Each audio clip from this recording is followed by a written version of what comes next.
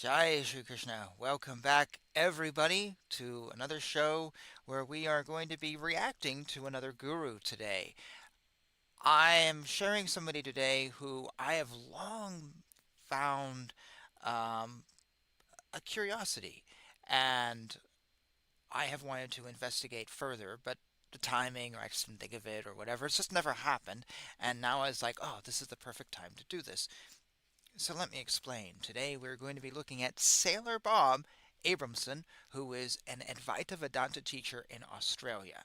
He has been teaching in Australia since the late middle uh, 1970s. Sorry, that sounds so far away as I record this in mid 2024, even though I was born in the late 70s. And he's not like famous. He's not like an Osho. As far as I can tell, he's not controversial. Uh, he's just a guy who maybe he's a sailor. I have no idea. Uh, who just teaches out of his house, whoever is listening. I don't know how big he is outside of Australia. And that might be it. He just might never have crossed the ocean. So in Australia, he might be really well known. I don't know. I first saw his name on a list some years ago that rated gurus. There's a couple of them online, and his name was on two of them, I remember. And I just was like, Sailor Bob. Oh, that's an interesting name. That's the curiosity part. And then things I saw people reacting to him, or talking about him online, I was like, oh, well, this guy sounds like a down to earth, legitimate, non fraud, non cult teacher. He sounds like the real deal. He sounds like a guy who had a revelation and now wants others to do that and isn't creating a cult and isn't this big guru, whatever. He sounds like the real deal. Wow. And that sparked my curiosity, but I just never really followed up on it. And then putting together the show, and now that I'm doing these reaction videos of gurus to try to learn who are the good ones and who are the bad ones, and also to just expand our mind and to grow in our own spirituality, I was like, no, now is the time to check this guy out. So I found a bunch of his videos online. I will put a link down below to the website where I got these from, and it is his official website. And I was really pleased to discover he has a lot of stuff out there. So if you like what we dig into today, please go to his YouTube and check out his stuff. For the sake of this show, I have chosen little 3 to 5 minute clips. And the reason I've done that, there's 11 of them, is I want to, 11? I think there's 10 or 11 of them. I wanted to get a wide range of him talking. And if you've watched my reaction videos, you know that I prefer to get a lot of little things versus just one sitting. Because one sitting, who knows, may not be the best representation. But if you get a bunch of sittings over a bunch of different periods of time, I think it can help. Not that these are all from different periods of time, because what they basically put up are his satsangs. And they're like an hour and a half or something. They're huge. They don't really. He's not a guy who puts up tons of little clips like the Adidam group does or other groups do. He has the big, full-on satsangs. And so, what was left over, and I felt like I could do in a show, meant that I don't think that there's going to be a lot of diversity here of when these were recorded. You'll see what I mean once you start watching. You'll see some similar recordings. Anyways, he does these satsangs. They're huge, and the camera's in his house, and all his students are gathered around, and it looks like a really great meeting. And looking at it, it looks like you can be a part of this. You can zoom in to be a part of these. I don't know if they're weekly or monthly or whatever they are. You can be a part of these satsangs, not just watch them after the fact on YouTube. I think. I think. Uh, Sailor Bob, I want to say, is 97, 98 years old. As of the recording of this, I assume that he is still alive.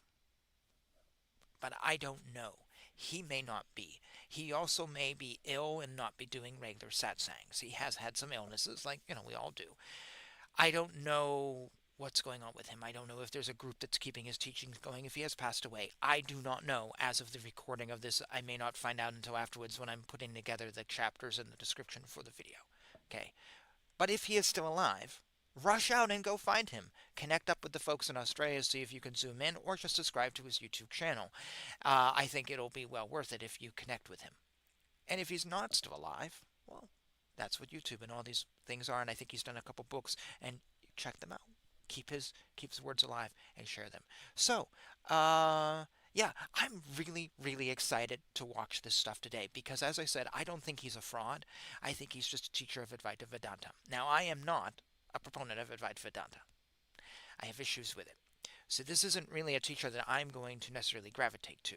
But that doesn't mean that I'm on the defense against him. There's Advaita Vedanta teachers like Ramana Maharshi, who I absolutely adore.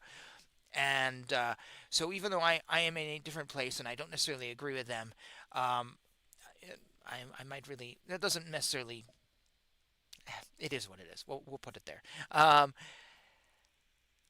I have heard one criticism of him, and I'm just going to say this because it's going to be in the back of my mind as I'm watching these. And that is, it was an outsider saying he simplifies things and repeats himself ad nauseum. And one of the responses to that comment on this one website was, well, it is simple, so there's no reason to complicate it, and he repeats it so we get it. Okay, fine, whatever. If that's the only criticism that I've seen of this guy on maybe like 3 websites, I'm excited. I'm really excited. Uh, I'm looking forward to this and hoping he rates high. Or I don't know. He doesn't have to rate high. He can just be better than some of the frauds that are out there. Uh, yeah, so I'm rambling now. So this is a good time to rearrange the house and go into these. They're not in any order other than we're starting with the shortest and going to the longest. So will you please join me now with Sailor Bob? There's no destiny anyway. Yeah, right, okay. So I was going to ask, isn't destiny a future Yes. prediction? Yeah, okay. Destiny must belong to somebody or something. Yeah. It's just a mental projection. Yeah, got it. Yeah. It's like You got along pretty well up to that point. Well, yeah. So I have to pause and just confess that I know everyone goes, oh, the British accent is so cool. But no, I'm sorry, folks. The Australians, their accent is awesome. I'm totally jealous. Just so you know. Them and the Canadians, because it's subtle and it's different. They've got the accent thing. So I'm just listening and I'm like, oh yeah, I love that voice. it's like the other night when see a mental projection the other night when it came up like I should be doing better. Yeah. You know, or I should. That can only come from a reference point where you have a certain expectation of yourself that should be getting to some future point in time. Right? Now it could be completely different. Like I might have a reference point where I might say, well, geez, I remember talking to a guy. His greatest goal in life was to get a forklift driver's license. Right? He's thinking that was it. You know, if I get my forklift driver's license. Hey, I'm set. Right? If you talk to somebody else, right, he might think, well, when I star in my first Hollywood movie and make $30 million a movie, all right. See, it just depends what your individual reference point may be, which is all different. Every single person can have a different expectation of some imaginary future they create for themselves. None of it's real. But isn't that why there's so much pain? Because society or the bulk of people all compare reference points and feel inadequate to everybody else's solutions of their reference points. So we're all... He's not even talking. We haven't heard him speak. His students are speaking. And first of all, you can see he's in a house and it's very casual. She did it. She gave the solution. She has it. I think she has it. I think they all kind of have pinpointed exactly. She said it right there that we compare reference points. But this is the funny thing with a guru is there's 2 ways to approach a guru. You can suck in like a funnel everything the guru says and then regurgitate it, blah, blah, blah, blah. And you can sound very strange because you're using very strange words. This is the thing I used to hate when I was in IDDAM. I'd hear these people talk, oh, blah, blah. I'm like, yeah, no, I know what book you got that from. Please put it in your own words, because if I want to hear those words, I'll just read the book. No, I want to hear your words. This is the thing I hear from ISKCON folks. They regurgitate. I'm sorry. If I want to hear what Swami Prabhupada said, I will go to a recording. I'm asking you, which means I want your opinion because I respect you enough to want to hear it. So don't regurgitate. I'm getting the feeling from his students that they take the other route, which I love, and that is not to funnel in every word, take it in, but instead they just take in what the guru says and then they use their own brain. The guru is not about giving you information that you will learn verbatim. It's not memorizing the quadratic equation in math class. It is learning how to think for yourself. Sanatana Dharma is not a religion that requires you to memorize yes, no, yes, no, yes, no to a series of questions. That is Christianity, actually. Islam, too, matter of fact. There is a right and a wrong answer, and the right and wrong answer is in the Bible. And you learn what the Bible says. Now there is misinterpretation or reinterpretation or disagreements, whatever, but the essence is we must learn what the Bible tells us is right. That is not how Sanatana Dharma works. The way we work is, it is not, we must learn what the Bhagavad Gita says is right and memorize it. We must learn what the Ramayana chapter 6 says and memorize it. No, we must take the lessons that Rama says and apply them to our own life and then validate them through our own experience and learn from them and grow and then use our own brains. That is actually Sanatana Dharma. Sanatana Dharma is not a playbook. Yes, no, yes, no, yes, no, where you learn a script and you memorize the script and you don't break it. No, Sanatana Dharma gives you the tools and goes, this is what the outcome probably is going to be. This is the things you're going to experience. Now go find out if it's true. Go experience it for yourself. Go have a revelation yourself. And Sanatana Dharma also says that, yes, you can read all the books, but at some point, the revelation will take you beyond them. They are just tools to get you there. And that is the way of guru is. A great guru, in my mind, is not telling you, well, look at what I'm doing and memorize me, and now, please fan me, and I would like some grapes to eat, like I'm Alexander the Great, and I am a king, and I am whatever. No, a guru is just a guide going, you've got it, dude. Hey, you're rolling. I love you. You love me. We've shaved a moment. Wow. Now, go out and live your life with that moment. And let me know how it turned out. And we can work together. This is one reason why, if you've ever seen me, when I did my interview with Sri Dharma Acharya, I didn't necessarily bow down to him like some people may have expected. I didn't kiss his feet, even though we were on Skype. I treat him as an equal. I treat him as a teacher who I honor. I treat him as a friend, actually. Someone I admire and look up to, but on some level a friend, because I do not want to fall in the trap of cult of personality where I just regurgitate everything he says. No, the reason I love him is because he makes me think. And so I respect him, so I don't want to just bow and suck up everything he says. I want to use what he has taught me and now think. And maybe I'm wrong, maybe he's wrong. We'll find out together. And so this is my approach, and I see this already in Bob, because I've watched enough videos with all of you and others where so many teachers just go, no, no, no, no, I shall now tell you that. No, he's not doing that. He's letting them come to their own revelation, sorry, which could be a revolution. And this is exciting to me. I am already excited by this guy, and all he has said is,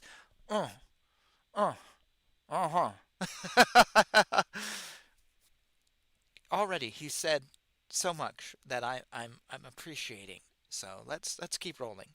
Feeling inadequate, Yeah. and it's all illusion. Well, that's I get it. That's exactly right. Like, So everybody in this room will have a different concept about you, yeah. and you've got this concept about yourself. Which concept will be right? None of them probably. Right, exactly, none of them. And when you see that, you couldn't give a shit what anyone thinks of you.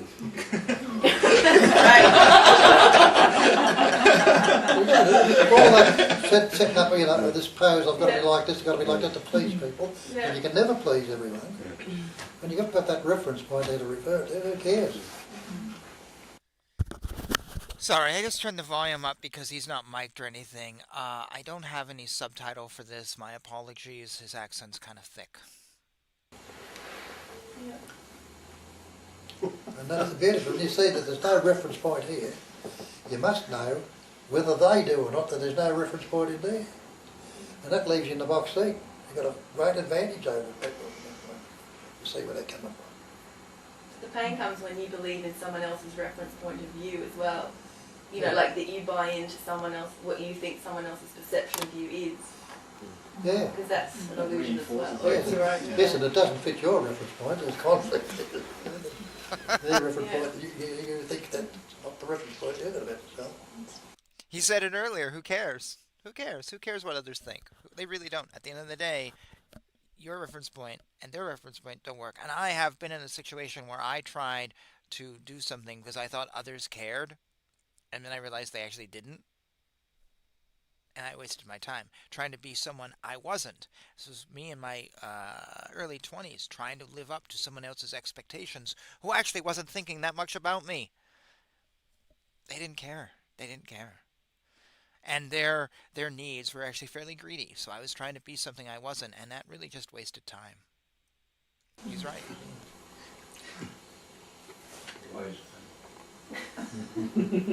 I was in the supermarket. Love it.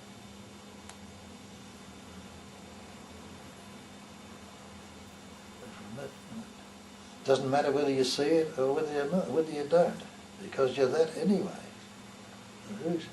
Who's going to bother to look to confirm it?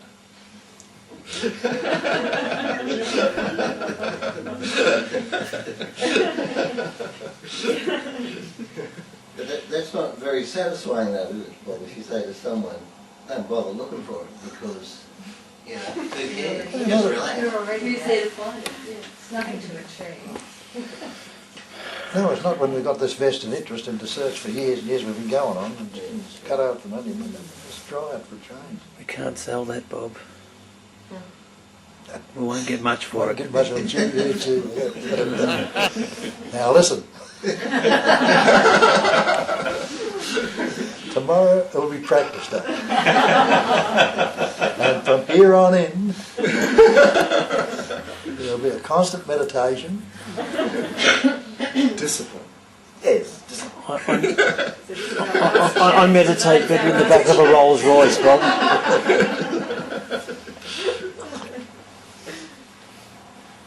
Because I remember a kind of a breakthrough was a time when you said to me, when you don't care anymore whether you get this or not, maybe you'll start to get it then. and that was quite a revelation. Because I was just coming at you with this, I gotta get it, I care so much whether I get it. And Stop caring, and just you do said, it. well, if you don't care anymore, then maybe that would be the That's key. it. Yeah, throw it all away, To folks. Throw it see all away. this stuff. Stop And caring, it seems as though and you then need do to it. hear something, or there's like a trigger, or there's a, something happens. Because for me, you're expressing that one, Elliot, and for me, what it was the search is the problem. Because I've been searching for 40 years, and all of a sudden I thought, where's my bloody prize? And then you said, forget the search. So I dropped the search, and it's clear. But there seems to, just like Nisargadatta said to you, Bob, you are not the body and you're not the mind. That was, and then you started searching, or you saw it instantaneously or momentarily. There seems to be something that you can hang on to that just brings it back very quickly, or it is there for you when you reflect on that, or when that's there. There can be a trap for people to say drop the search though, because that's just another seeking, I'm going to drop the search, I'm going to try and drop the search. I mean, that can be just as, It's got to be for real. Oh my God, this sounds a lot like what Adi Da used to talk about, who's also in the Advaita Vedanta. Drop the search, stop searching, you'll get there. But yet, sometimes that dropping is just as much of an illusion. And this is the trap. I've seen so many people say that, oh, I'm not searching anymore. I'm done searching. But then when you look at their life, they're pretty much searching. They just call it by a different name. So it is really it's a fine tooth comb.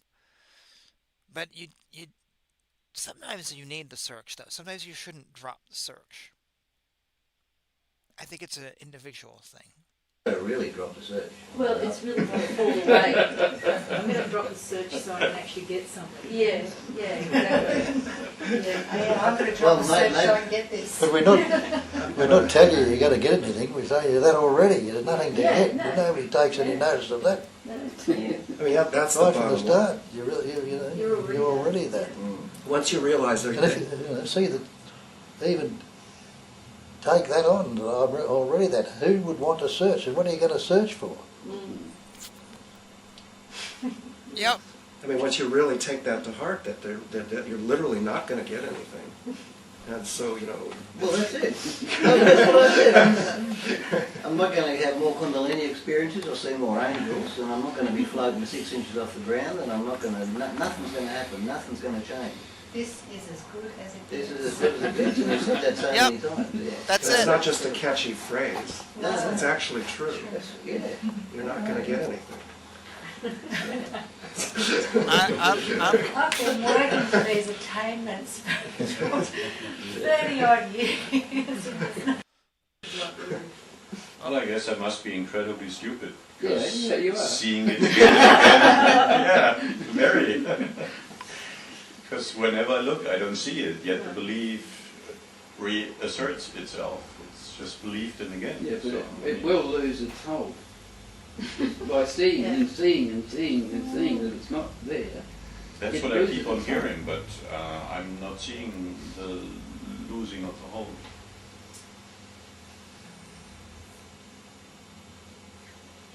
Well, is there a me there now?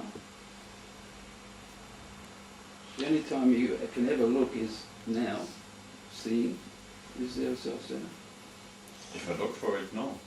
So when is the me there? Well, who's trying to see the losing of the whole? Who's trying to see the losing of the whole?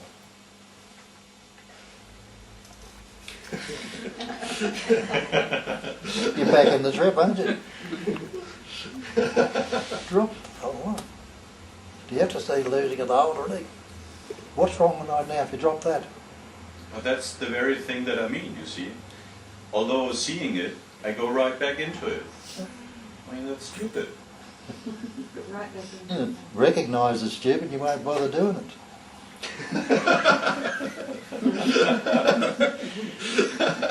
Look, I'm not getting if you're driving down the road and you're going to go down the freeway and there's a big sign in front of you, wrong way, go back. What do? Turn around and get out of there as fast as you can. What are you going to do? You're going to go down there the next time? Or the time after, or the time after? You've seen that's the wrong way. Now, what do? Intelligence to tell you don't go there.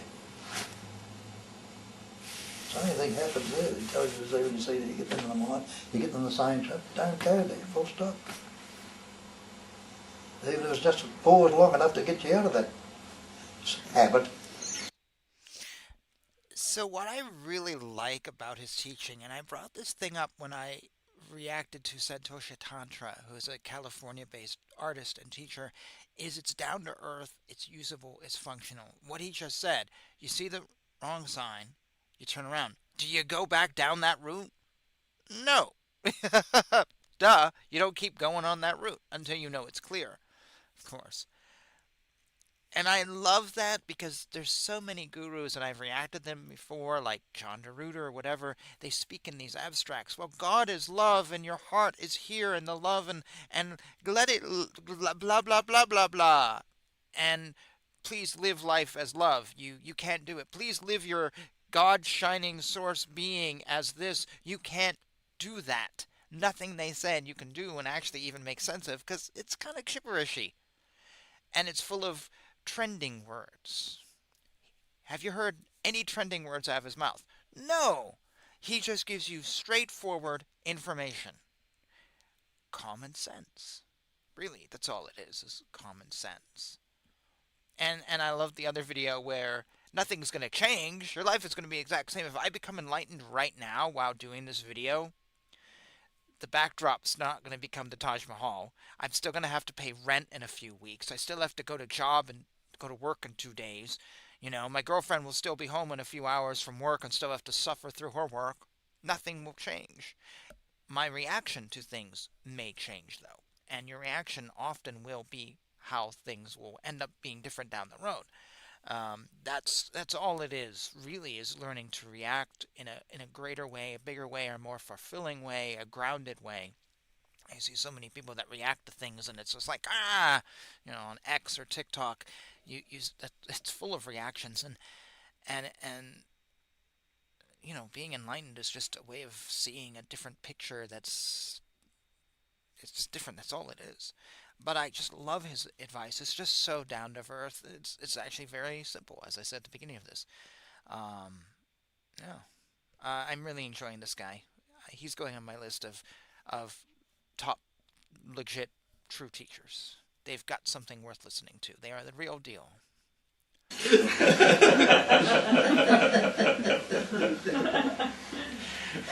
Those habits look very interesting.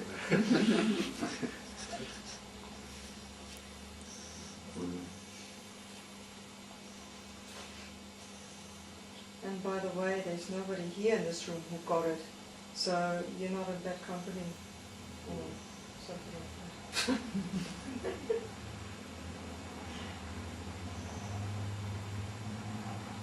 Yeah, there's a bit of a trap to kind of look for results, because, what are the results supposed to be like? Like the losing of the hold, or everything falling away, and all these experience of freedom, and having the full understanding, and all that kind of stuff. It's, Well, you see, you can't work it out in the mind. You believe you're stupid because you can't work it out in the mind. And we tell you you'll never work it out in the mind. What are you going to do? Drop it. Full stop.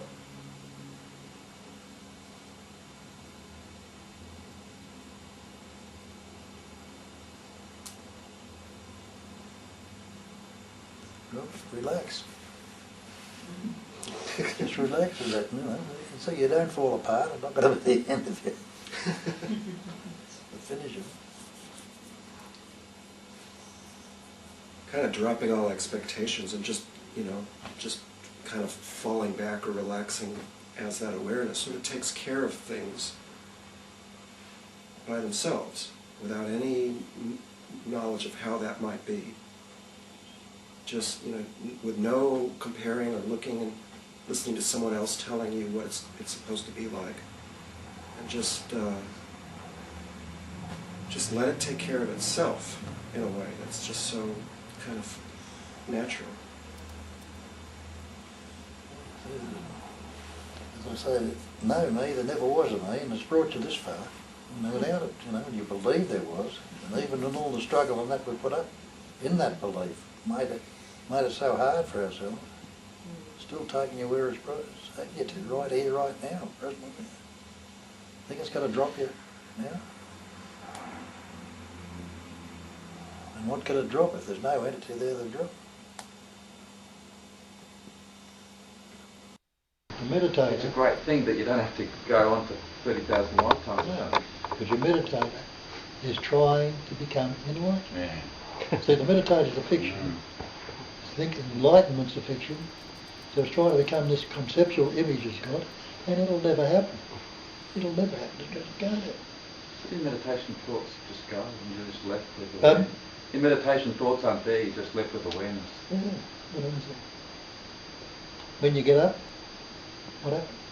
Well, it's not gone because you feel brighter and lighter and clearer and happier without straining at it. Something's happened.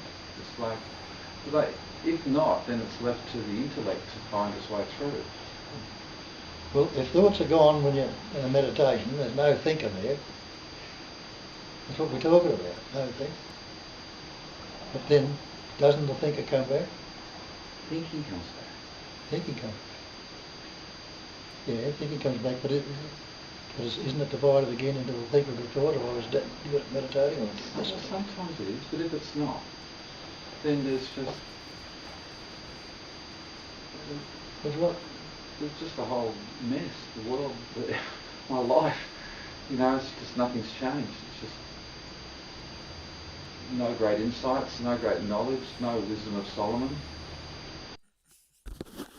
So I want to comment on that last line, and it comes back at nothing's changed. There's no great wisdom, there's no great insights. And then actually ties back to something I said in the last video was, it's really enlightenment. We always expect it's going to be like, boom, I have an insight, I have a revelation.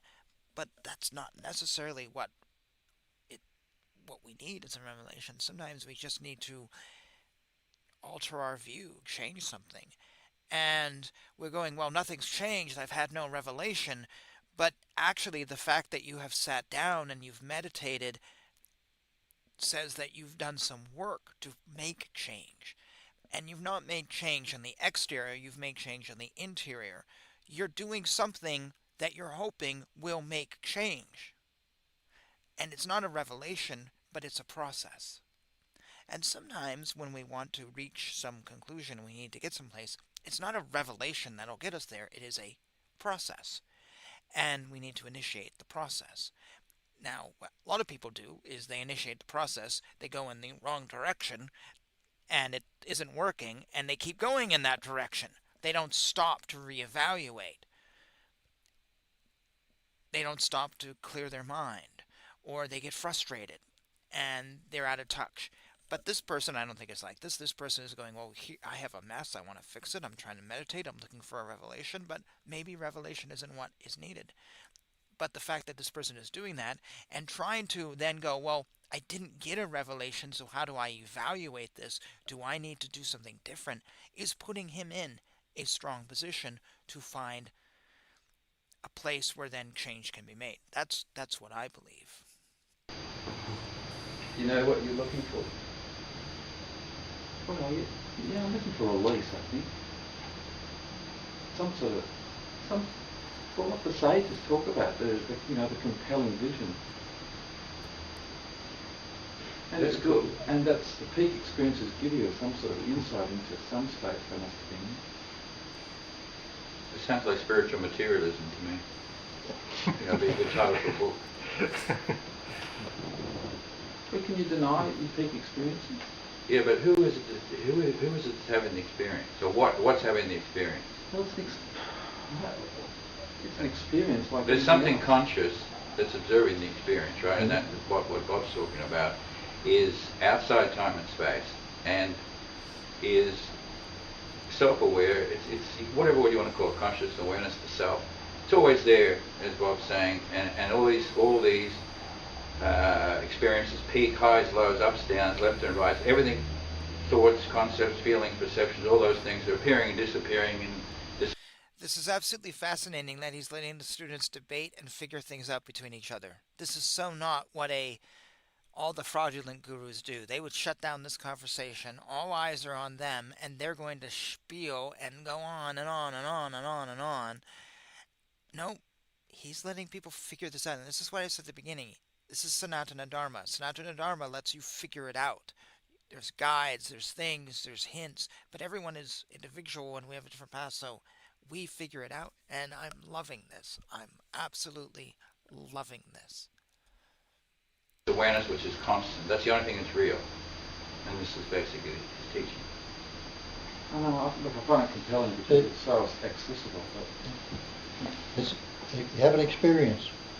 Implies there is an experiencer having this peak experience. Now the experiencer, as we pointed out, is conceptual, just a mental image. And the experience is another concept. The actual functioning is experiencing. There couldn't be an experiencer without experiencing. And there couldn't be the experience without experiencing. So what is basically going on is the experiencing. without the subject or the object. When there's an experience, it's my experience. True, there's experiences there the whole time. But when we do talk about before that everything being energy and intelligence and creative intelligence, and that's a concept as you talked about. Yes. But when I had my peak experience, that was no longer a concept. That was my living reality. My body had turned into energy, little spots of light. That was no longer, I had to intellectualise that concept or conceptualise that. It was just the way it was. Well, did it turn into energy, or was the energy revealed? It was just, it was, all of a sudden my experience was different, the world was different, my body became, it was... That's what we're saying, you are the energy, not what turned into energy, that's something... No, it's true, but it wasn't any longer something I had to think about or conceptualise, it just what was. It was, Yes. not what is. No, That's the what problem. was. Yeah, You but open your eyes it now... becomes a dead thing of the past. And if you go searching for something dead in the past to make it happen again, you're ignoring what is. Yeah. See the difference? Because experiencing It's is such a uninterrupted. letdown. It's such a miserable For who? letdown. For who? This is your night, Harold. I know the feeling, I don't have to think about it. Have a look. That's the way the world Who was. is this one that's let down? Have a look at it. Yeah, I know.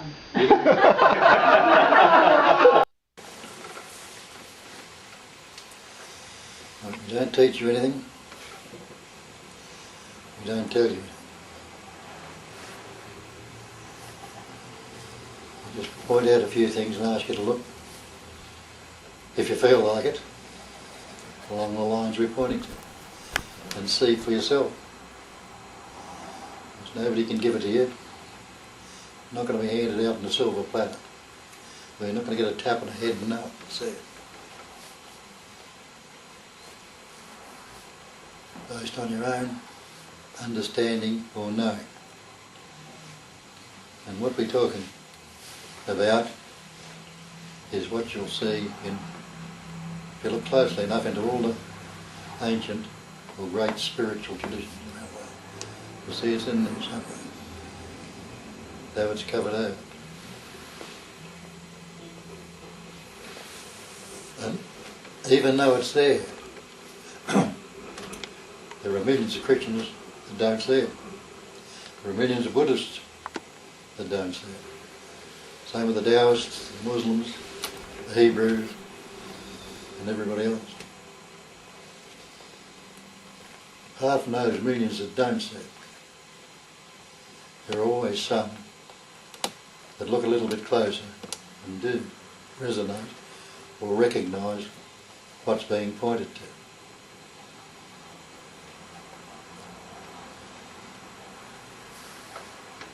So I'm not speaking to anybody. And by that I'm not speaking to your body. And I'm not speaking to any mind. I'm speaking to your mind. I'm speaking to that I am, that I am. Not saying I am. And I mean by that not the thought or not the word I am, but the sense of presence. That sense of presence, everyone is aware of being present right now. That sense of presence is right where you are, right where you are. Or the presence of awareness, put it the other way around. The presence of awareness is right where you are. Speaking of that sense of presence that expresses through the mind, as the thought I am. To communicate that in words, what it is, that sense of presence, that knowing that you are, must come out as I am. Just this I'm speaking to, just this sense of presence, just this, nothing else.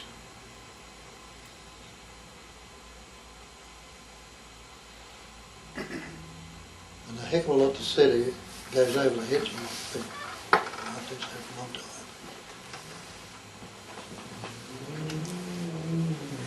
And even that, speaking to that sense of presence, is not seen.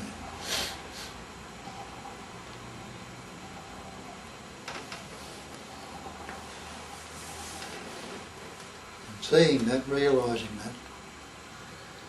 that sense of presence, without being the body or the mind, just the knowing, the idea or knowing, or whatever you like to call it, of being present, which you can't negate. Possibly, if it's heard clearly, will resonate with you. In other words, it rings a bell, as we say in terms of parlance, or the penny drops. It rings a bell. In other words, you hear it. You hear it in a different way, probably, than you've never heard it before, where it really has some meaning to it, or knowing to it. And that's what we call recognising. It's not cognising, because it's already been cognised. There is no one here who has not known that. Interesting point. And over the years, or whatever we've done, this, that and the other, and all the thinking and everything that goes on, seemingly obscures it. Good point. And the hearing of it, when it's heard in that clear manner, without being translated by the mind or taken on board anywhere, it does resonate and is recognised, recognised. And the realisation is that I already know this. I have always known.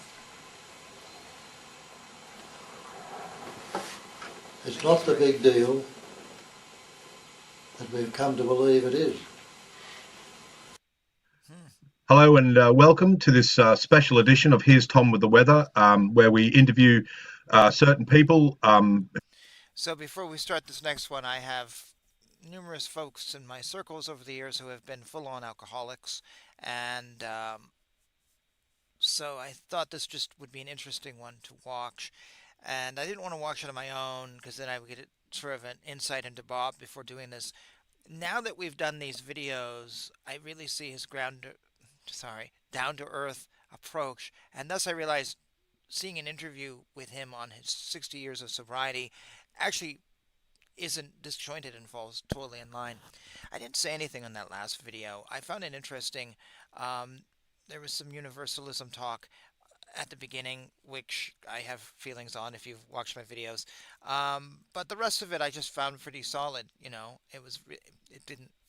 I just like what I'm hearing, so there wasn't anything to say or add to it. So here we go. Let's talk about sobriety. Yeah. And when I say I've had people who have been alcoholics, 2 people have died in my life from alcoholism. That type of alcoholism is, first-hand experience. Who've been sober for quite a while and have an interesting story, and I'm really glad today that I have one of those. And now, my name is David G. I'm currently in Bradford in West Yorkshire in England, and I am interviewing this gentleman here. Would you please introduce yourself and tell us where you are? They call me Sailor Bob, and I'm in Melbourne, Victoria, Australia. It's a pleasure to have you. So that's Bob A. And Bob, what year did you get sober with AA? 1960. 1960. Okay. May 1960. May 1960. So you're coming up for your 61st. 61st. Wow, that's amazing. So, Bob, first of all, mate, just wanted you to give us a little bit of a background of you and what you were like before you got sober in those years. So what's your date of birth, if you wouldn't mind saying that as well, Bob? 21st, the 7th, 28. 1928. Okay, mate. So could you just give us a bit of a background of where you were born and your life and what it was like and how your alcoholism started, and I guess what your spiritual outlook on life as well was before you got sober? Well, I was born in a place called Berwick, and lived there for the first 12 years of my life on a farm. It's all houses now, but it was a farm then. Berwick in Victoria, was it, Bob? That was in Victoria. Yeah. finished school at 14, cleared off to the bush for a while, then went on stations and knocked around a bit, got into the booze early.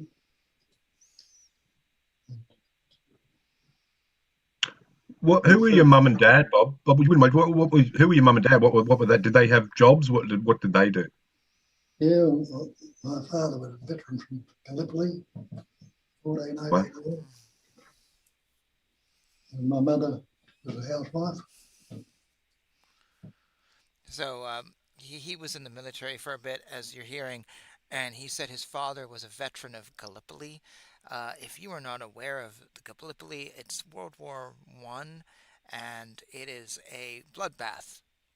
Um, it's it was just a bloodbath. It was just horrible. Gallipoli was a movie too. I believe it was Mel Gibson who was, if I'm not confusing it with something else, one of his earliest films um, was a movie about Gallipoli. It's just I don't think here in the States we know it so much, but it is yeah. It's one of those interesting little moments of military history that are it's heartbreaking, and shows you the horrors of war. Your dad was a veteran from Gallipoli, and was that? I guess these days you'd call it PTSD. Did he? Did he? What was he like when he came back? Well, he was knocked about a bit, yeah. He wasn't a drinker or anything like that, but you know, had a short fuse. Right. And Okay. he got a job during the Depression. He had a small farm which was given through the soldier settled way. He lost that in the Depression. So he got a job on the estate at the end of the farm work, looking after it, managing it. And we lived there for the first 12 years in the life. Okay. And what about school? You said you left school early. Then you left at 14. Yeah. You weren't a scholar. No, cleared off to the bush, went fruit picking, and it was wartime. The war was still on then, and there was deserters and blokes on the run. And Oh yeah. all sorts of the ruffians of the earth, you know, because they were arrested away at the war. Kind of like the French Foreign Legion, was it? Yeah. And if I opened my mouth as a kid, I got a fist in it, so I had to learn to fight. All right. Were you pretty handy, were you? Well, early in the piece, I wasn't too bad, but towards the end, I was a punching bag for everybody. Yeah, I get you. I get you. And so when you say deserters, so there were deserters from people who didn't want to fight in the war and Yeah. ran into the bush to escape. Yeah, Wow. folks were running away from their wives and all sorts of crims and knockabouts, you know. Wow. They were pretty rough. Do you remember your first drink? How old were you when you had your first drink? At 15, and it was amazing. I thought it changed the thing, and then I could talk back a bit and argue and fight, and I've got a pretty bad temper. And I went bush from then on. 17, I joined the Navy. At that time, I was drinking pretty heavily. So now we know why he's called Sailor Bob. He joined the Navy. That was an odd little interview. But it was interesting seeing him talk about his life. And he's not a scholar. This is just a guy who had his struggles coming from what was probably intense poverty. Uh, not a Columbia scholar who's read all the books and knows everything. Nope, not at all. And I like that. There's no pretentiousness here either, actually, and that I really appreciate. And there's no talk of look at what revelation I had. No, no, just a guy like so many of us.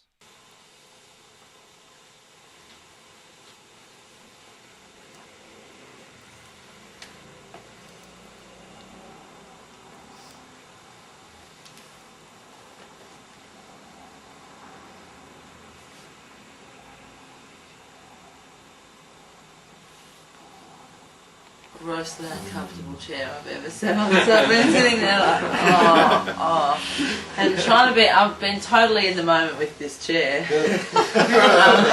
Serves its purpose.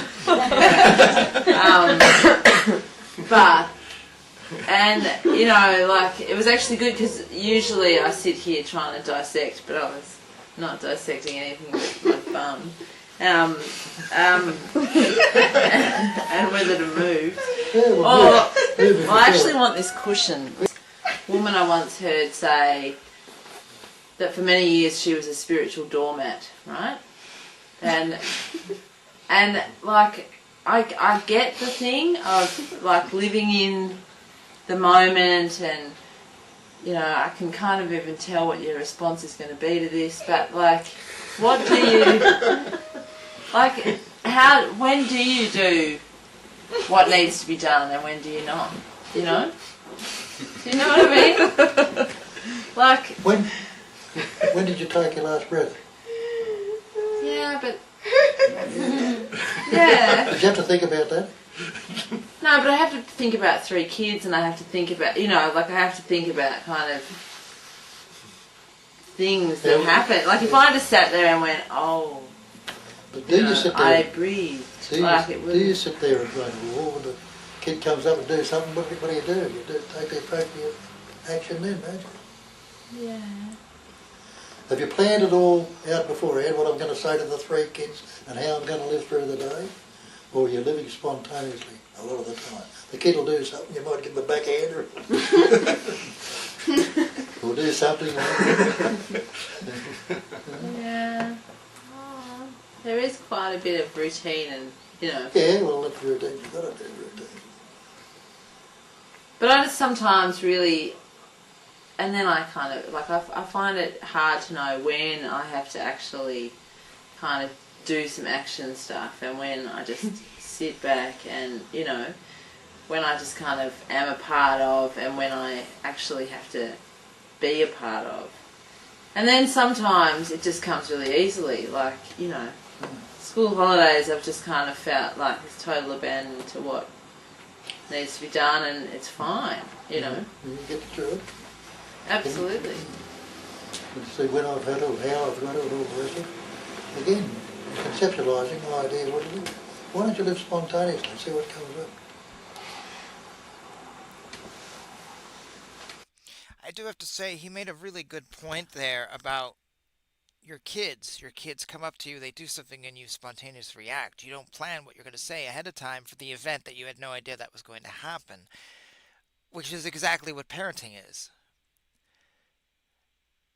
Yet, we always talk about how we can't live spontaneously. Advaita Maharaj also used to talk about living spontaneously, and there's other gurus who have said that too. And yet, no, I can't live spontaneously. I can't do it. I can't do it. But yet, you actually do. We actually do all the time.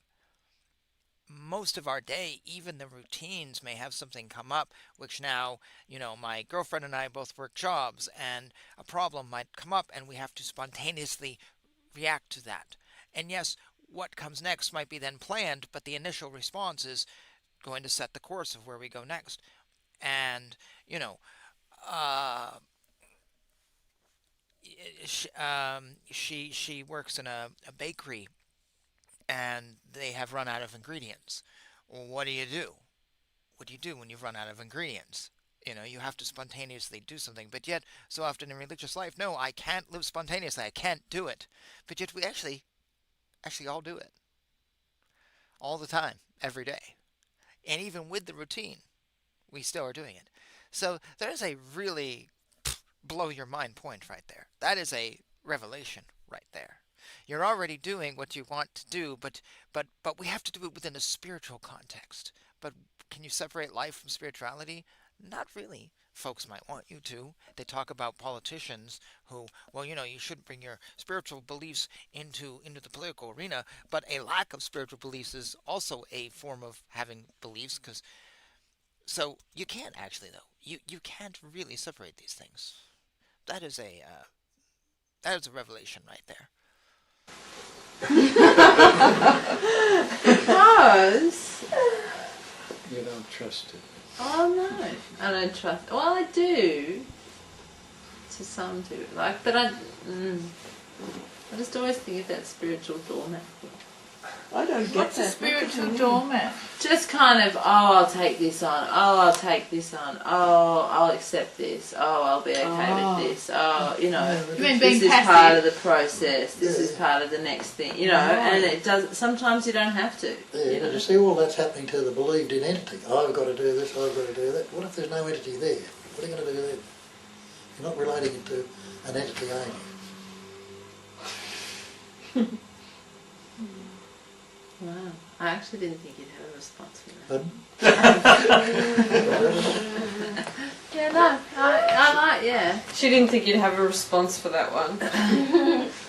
That's the only response there is. Yeah. Oh! Yeah. Came into being. What say did you have in that? You say, well, after I've grown this body in the womb, I'm going to be a spiritual doormat when I get out.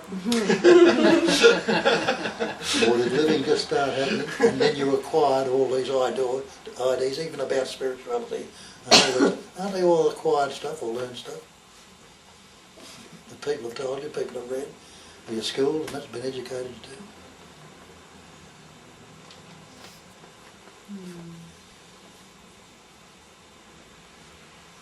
And in the meantime, while all this acquired stuff's been there, the livingness is still going on. It's growing your body, replacing cells are dropping off, growing your hair, your fingernails, digesting your food, breathing, your beating heart. I'm not thinking about doing any of those things. But when the thinking comes into the thinking part of it, you've split up the thinking into I think, there's a me that's got to work things out.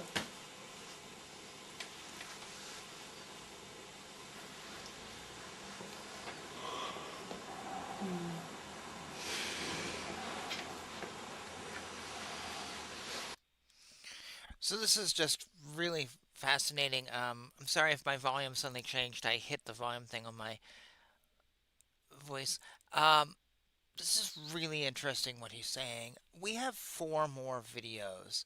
Um, Part of me feels like I am set in what Bob has to say. I feel like I have gotten him and I'm happy and I have had revelations and I really like the guy. And there's a part of me that feels like I don't need to keep going. I'm totally satisfied. I'm not even saying anything. I got nothing to say. And you know me, I talk a lot. So I think I might just bring this to a close. And we've only done 7 videos. Uh, but I just feel like I'm feeling satisfied. Like I've gotten what I want and I'm happy and yeah. But before I do, let me just double check on these videos. Let's just take a look at them to see if there was anything here that jumps out at me. Oh, where are they on my computer? Give a, I have the thumbnails here I'm looking at, and was there any others here? Oh, let's. Yeah, you know what? It looks like also the ones I got are from the all kind of from the same time period, and yeah, hang on one second. Yeah, they're all from him sort of sitting in the living room. I thought there was an interview here, but I guess not. I think I had gotten rid of that because it was too long. So,